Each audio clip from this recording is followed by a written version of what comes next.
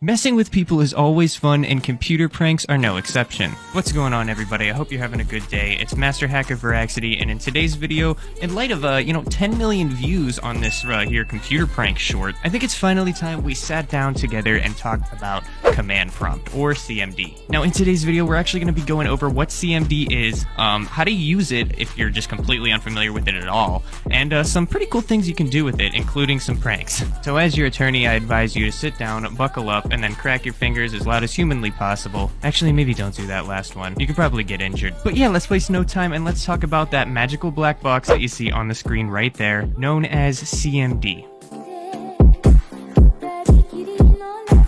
To start off, we need to actually know what CMD is and what it's used for. CMD, also known as Command Prompt or Windows Command Processor, is the command line interface, or CLI, for Windows. Most people are used to hopping on their computer and interacting with a graphical user interface, or GUI. The main difference between CLI and GUI is in the first letter of the acronym. Command line interfaces are interfaces only accepting text inputs or commands to execute operating system functions. So whenever you're using your computer from day-to-day activities, you're actually interacting with a GUI. Clicking buttons, moving windows, editing videos, these are all examples of the graphical part of a GUI. So CMD is essentially the opposite of that, only accepting commands in the form of text to control the machine. CMD goes all the way back to the earliest days of the computers and operating systems, to whenever there was no GUI at all, or even mouse for that matter. All you could do was type in commands to control the machine. And I'm not kidding at all about that either. Computers were actually like that back then. There was no mouse, there was no Photoshop, there was no free games at Roblox.com, there was no Queen of England. All you got was a lit up box with some text on the screen, and it was up to you and your keyboard to manipulate that text to do what you want.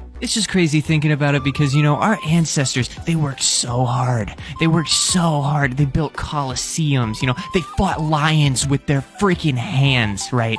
Just so we could sit on Discord late at night and, just insult people. Either way, what did we learn? We learned that command prompt is basically the Windows CLI, alright? Just like the name states, you could enter commands into it. And now for the fun part, ladies and gentlemen, what kind of commands can we enter into it? Let's get right into the CMD pranks.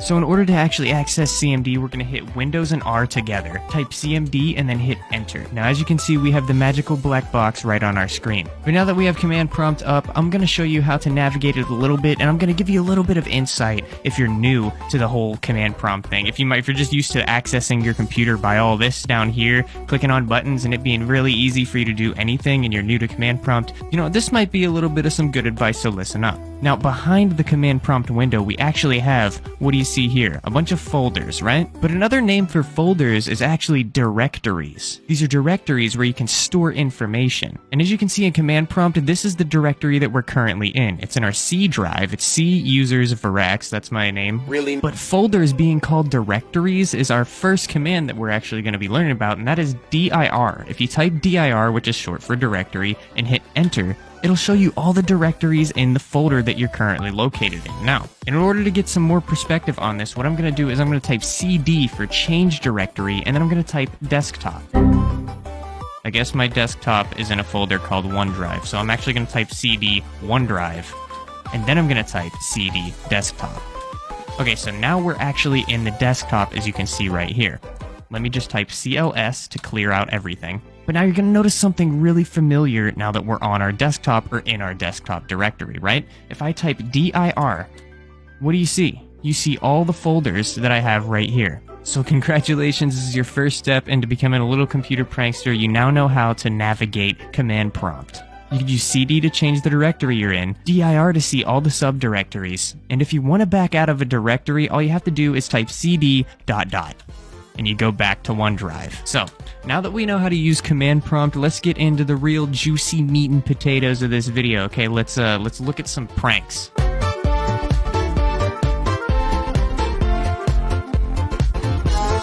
Okay, so the first CMD prank that I want to talk about is going to be the remote shutdown dialogue, as seen in this video before. Now, a little bit of history about the remote shutdown dialogue, or a little bit of remote shutdown lore, I guess you could call it. So, the main purpose of the remote shutdown dialogue is if somebody is a system admin somewhere, you know, if somebody just works in a giant building and they need to admin these computers, right? And they don't want to walk all the way across the building, right? If you work in a skyscraper, you don't want to go down 300 floors just to, you know, turn off a computer. So that's where remote shutdown comes in. Now you can see in our command prompt here, all we gotta do is type shutdown and then tack I. And once we hit enter, the remote shutdown dialog comes up. So here we have our computers listed where we can add our computer's host name or their IP address, right? And this is going to be their local IP addresses. For those of you that don't know, there's a couple types of IP addresses, one of them being the public and one of them being the private. Private, also known as local IP addresses, are ones connected to your router. That's so the router can tell which device is actually accessing the internet. And now, let's say you want to shut down a computer, but you don't know the local IP address of that computer. I'm going to show you a little trick that you can find all the local IPs on the entire network, basically, of the network that you're connected to. So let's get out of this for a second, and let's enter in a new command. The new command is going to be ARP TAC A.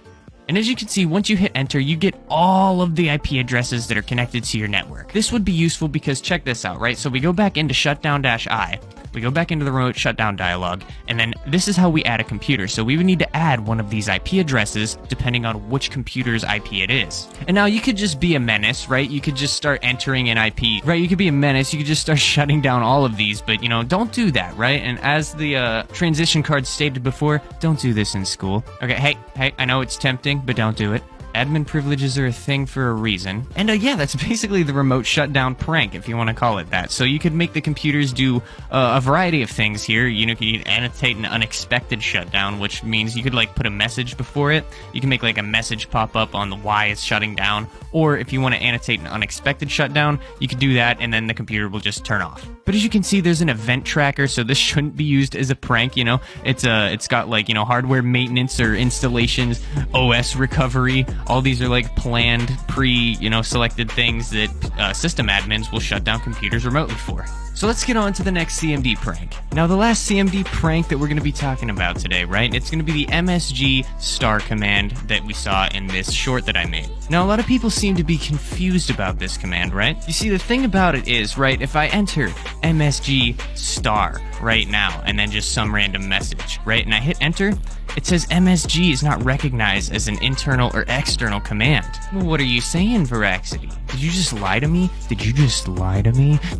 No, I didn't lie to you. Okay, so basically what the problem is here is this is not the Windows 10 Pro version of Windows, right? This is I think Windows 10 just like Home or something. But I do have a Windows 10 Pro computer that I will show you, right? This command only ships with Windows 10 Pro devices. So if you're getting this message on your screen, this is because your device isn't a Windows 10 Pro device. Get Pro, loser. No, I'm just kidding. I honestly don't really know what the difference between Pro and normal is. I don't use these commands on a daily basis, but hey. So just to show you guys something real quick, I have a different computer loaded up right now, and this one is actually a Windows 10 Pro device. So if I type MSG star and then balls or whatever in this little command prompt here, and I hit enter, it's actually going to send the message to every single computer on my network. See, look, the message popped up right there, message from admin. So to go over this command, the MSG stands for message, and the star just means to send it to every single device on the network. It's really that simple. So I hope this cleared up some questions or concerns you guys might have had about those shorts that I made. And I hope if you really want to learn computers a little bit more, get in touch with computers a little bit, I hope you learned something new from this video. That being said, my name is Veracity. Hit that subscribe button and hit the bell notification just so you get them notifications. Drop a like if you enjoyed and or if you learned something new.